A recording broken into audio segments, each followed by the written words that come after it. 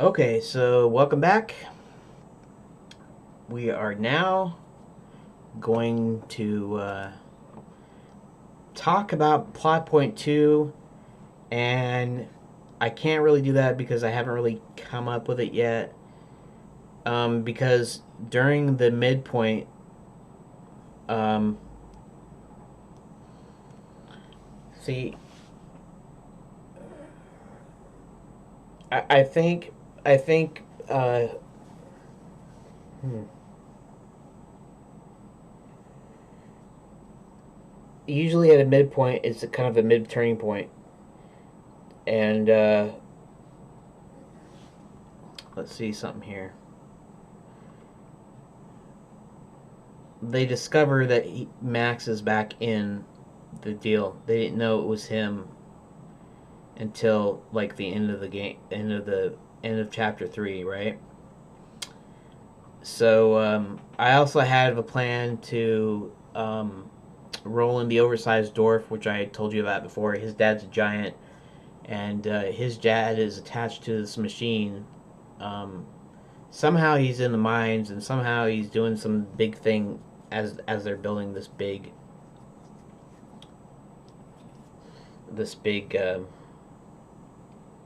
You know, at the start of chapter 4, I think um, the start you find out Max's plans,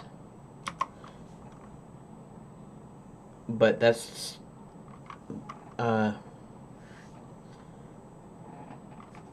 but the end should be maybe the whole chapter 4 should be actually discovering his plans. It's kind of weird because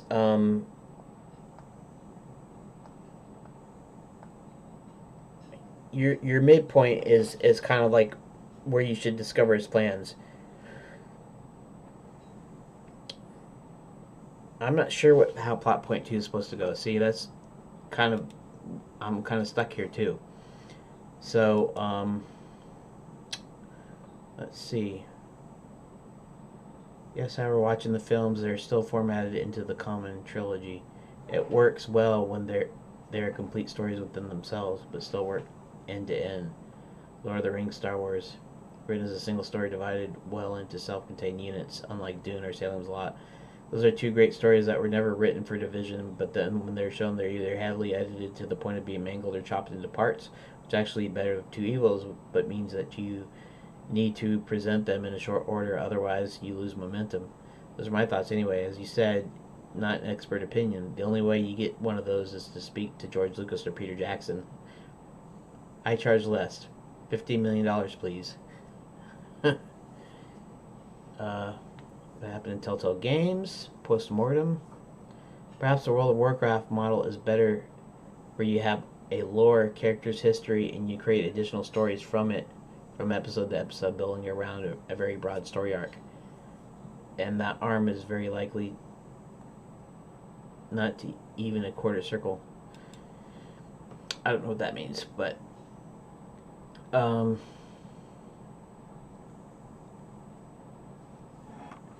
actually, Star Wars was completely self-contained.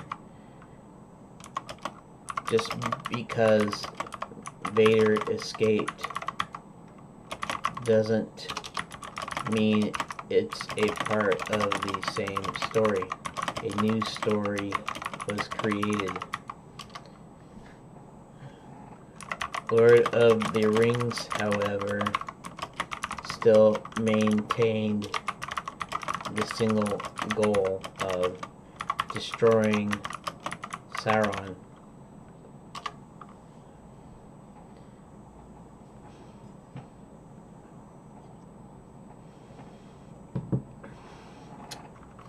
If you remember at the end of Fellowship, Frodo and Sam split off from the rest of the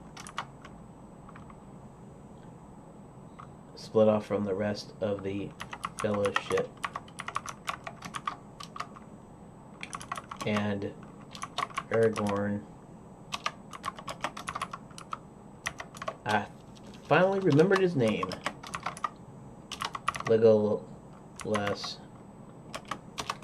and Gimli fight the orcs to give Frodo a head start.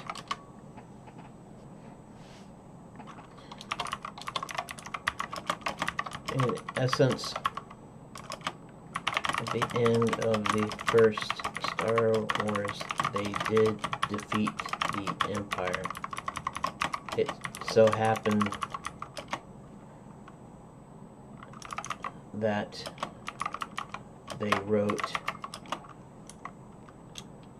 they added on the story after the fact because Star Wars was so successful.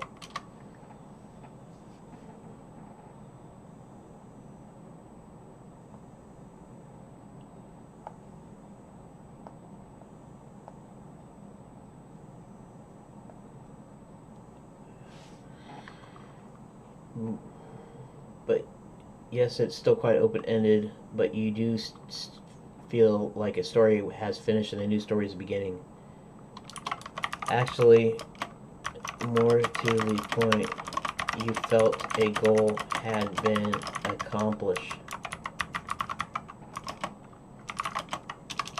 The fellowship did what it needed to do, but it's not the same as having a new story.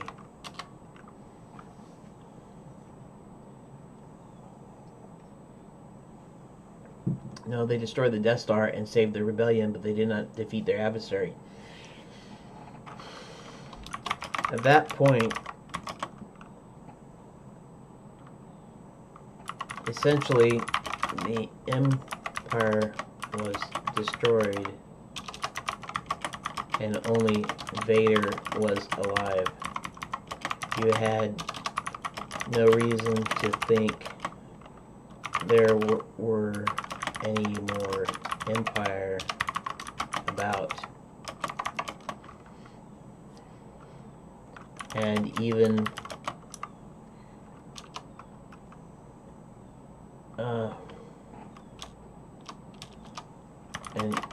when they wrote it,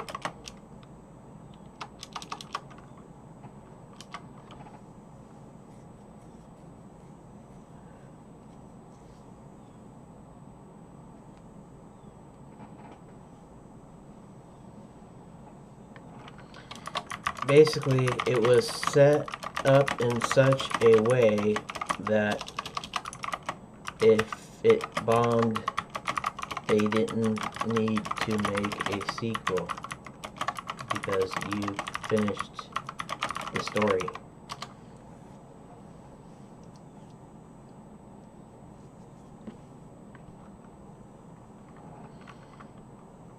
In any case, even though the ending for movies was satisfying or goal accomplished, it really wasn't the end. Like, it still left you on a cliffhanger.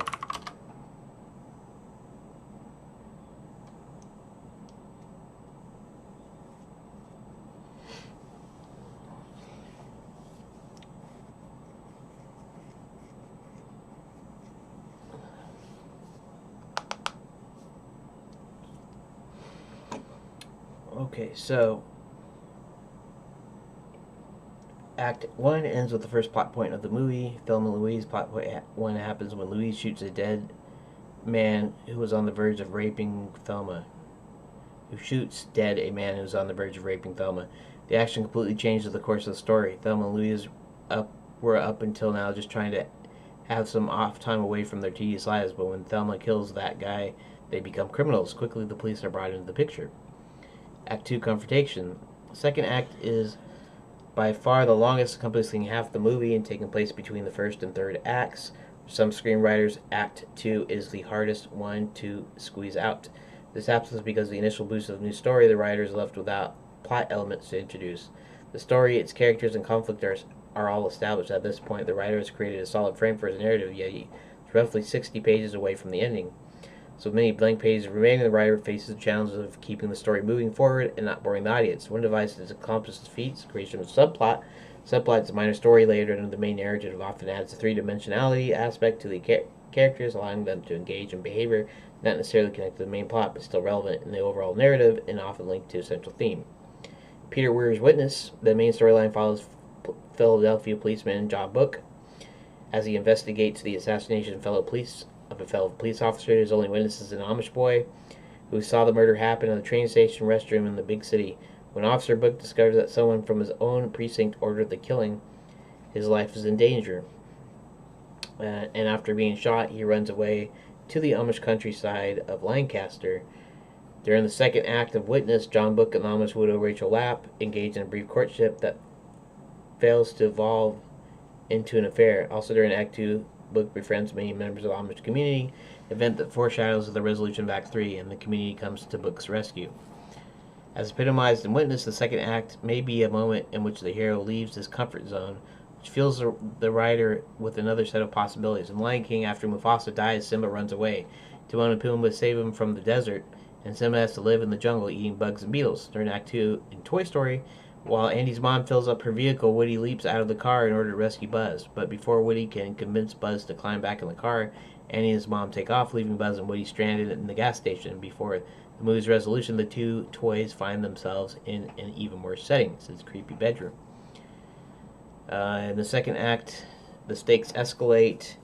If the hero is on the fence or confused about what he should do, then something must happen by the midpoint of the script to make his goal clear. Thelma and Louise, the two protagonists, realize with the police on their tail, they cannot return home and live normal life. They have to keep driving towards Mexico. A pivotal element of this escalation inherent to Act 2 is Plot Point 2, which catapults the story into the third and final act. Much like Plot Point 1, Plot Point 2 also affects the main character but changes the direction he's headed. But the difference is that the stakes are much higher. This is often the moment of crisis when all hope seems lost. Okay, so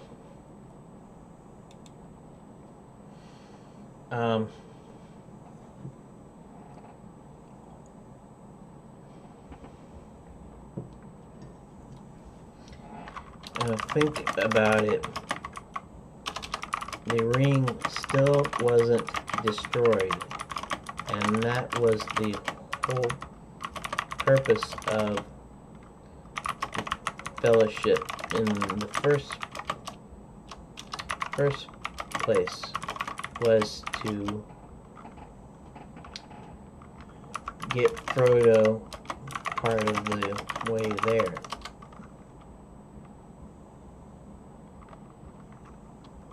This wasn't just a thing where if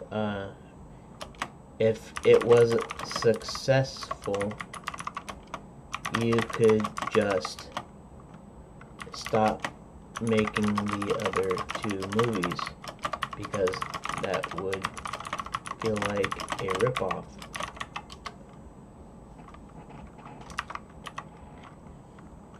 If I only owned Fellowship, I probably wouldn't watch it unless I could own the other two movies. With Star Wars, I can own it and be happy watching it until I could get Empire and Jedi. That's kind of the difference. Anyways, he has a difference of opinion than I do, which is fine. In any case, I think I found a way. In any case, but your midpoint of your story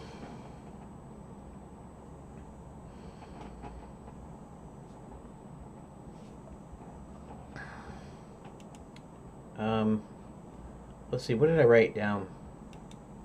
See, now we're almost to 15 minutes again. At any point, they discover him. And actually, if you wanted to do it a different way, uh, actually, I think I have a different way here, which is instead of the inciting incident being at the end of chapter 1, kind of like what I was going to do, I'll do like I was going to do before. So what happens is the inciting, I'll consider this inciting incident to be plot point 1, to be John Thomas entering Enchanted Lands at the end of the first chapter. Then the plot point 1 is finding that Max is Maximilian Spell, who was previously banished. Now, I don't know how to get there, but that's the discovery. The midpoint is actually discovering what he plans to do this time. So I guess I'll put that in the next video next time, because I've kind of run out of time here. So stop recording.